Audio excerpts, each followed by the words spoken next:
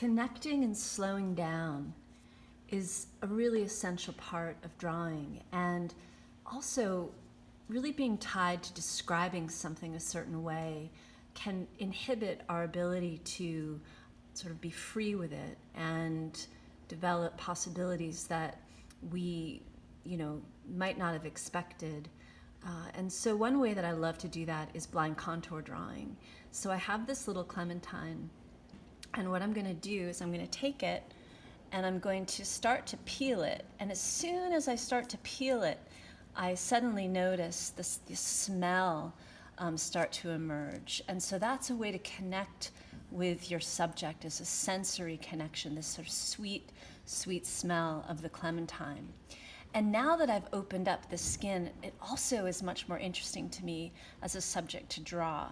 So I'm actually going to do a series of 7 blind contour drawings. Blind contour drawings basically means that I'm only looking at my subject, I'm not looking at my page.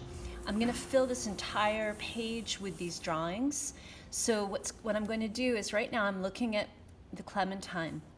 I'm going to put my pencil on the page, and then I'm going to start to move the pencil very slowly as my eye moves across the form of the clementine. I am not lifting my pencil because I'm not looking at the paper. I wouldn't know where to put it back down. I'm coming around the side, and again, I'm not really sure what the outcome of this is going to be, but the thing is that I am slowing down. I'm allowing my eye to connect with my subject in a way that would be very different if I was constantly looking at my drawing, evaluating how I was doing with it. So as my eye moves across the form, my pencil moves simultaneously. And when I get a sense of the first one perhaps being complete, I can look down at my paper and I notice that I've created something rather abstract, but that's okay with me. So that's the first one. And now I'm going to peel the skin a little bit more and create a whole new situation to draw from. So I'm now going to position the clementine in a way that I think is kind of interesting. I'm holding it in my hand just to sort of prop it up off the page, but I'm not drawing my hand in this.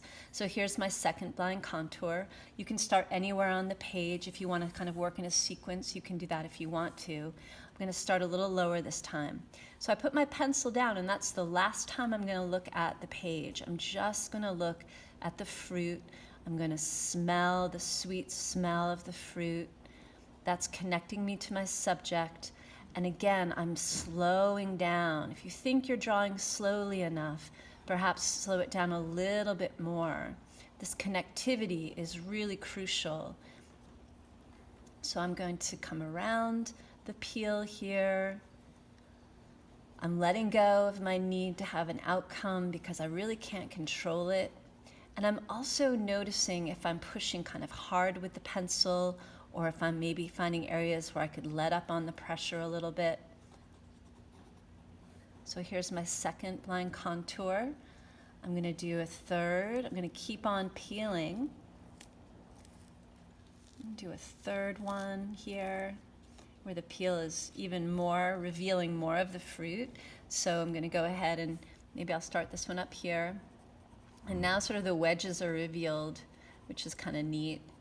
So every single time you unpeel the fruit, it's evolving the image. So one subject can give you an incredible amount of visual data to work with.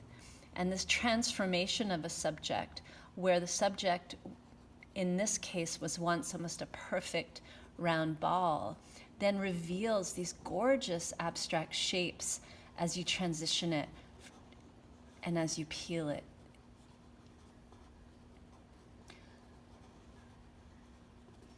All right, there's another one. I'm going to peel it again. So this is, about to do my fourth one.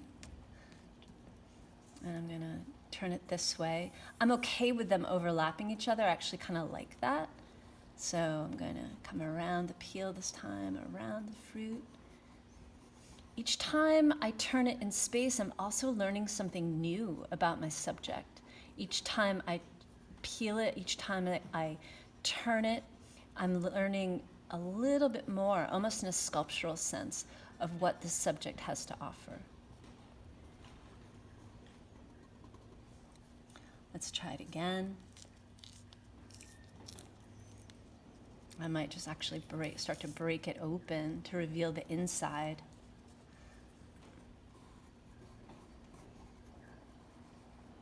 And the beauty of blind contour drawing too, again, you're not looking at your page, you're not lifting your drawing tool, you're just tracing around the forms.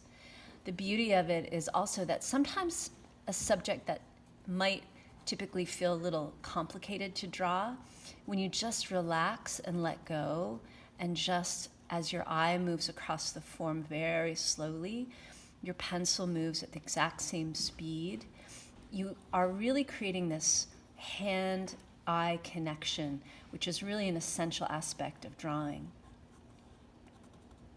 Try another one. I'm going to open it up again. And again, I'm only looking down at my page when I've completed that aspect of the drawing. So this is now busted wide open. There's all these beautiful wedges, kind of getting in the mood to eat one. It smells really good. So again, like being excited by the subject. Maybe that takes a certain smell. Maybe it's a certain shape. And it's really getting to know your muse. Let's try another one. I'm really going to jumble it. And I'm going to come back down to this area to start. I notice my page is filling up, and that's okay. It's actually very relaxing to draw in this way. And I think this is about my 7th one. I've lost track, but that's okay. I think you just want to get a sense of the page filling kind of beautifully.